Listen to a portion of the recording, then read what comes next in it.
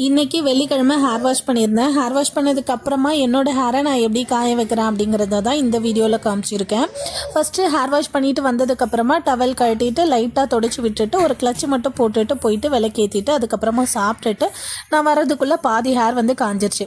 So first ஹேரை ரெண்டாக பிரிச்சுட்டு கையாலே சிக்கு எடுத்து விட்டுருவேன். அதுக்கப்புறமா சீரம் அப்ளை பண்ணிப்பேன். எந்த சீரம் வேணால் அப்ளை பண்ணலாம். ஆனால் ஸ்கேல்பில் அப்ளை பண்ணக்கூடாது, வெறும் ஹேரில் மட்டும்தான் அப்ளை பண்ணிக்கணும். அப்புறம் சீப்பு எடுத்துட்டு பெரிய பல் இருக்க பக்கம் வச்சுட்டு அதை நல்லா சீவி விட்டுக்கணும். சீவி விட்டதுக்கப்புறமா ஹேர் ட்ரையர் வச்சு ஹேரை நல்லா ட்ரை பண்ணி விட்டுருவேன். ஸோ இது ஆல்ரெடி காஞ்சதுங்கிறதால ஒரு 5 நிமிஷத்துலேயே என்னோடய ஹேரு நல்லா காஞ்சிருச்சு. ஸோ அதுக்கப்புறமா திரும்பவும் ரெண்டாக பிரித்து கொஞ்சமாக சீரம் அப்ளை பண்ணிவிட்டு அதுக்கப்புறமா நல்லா சீவி விட்டுப்பேன்.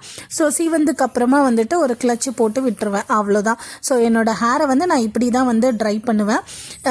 நான் லாரியல் சீரம் அப்ளை பண்ணியிருந்தேன். இது வெடிப்பு இருந்தது அப்படின்னா நீங்கள் யூஸ் பண்ணிக்கலாம்.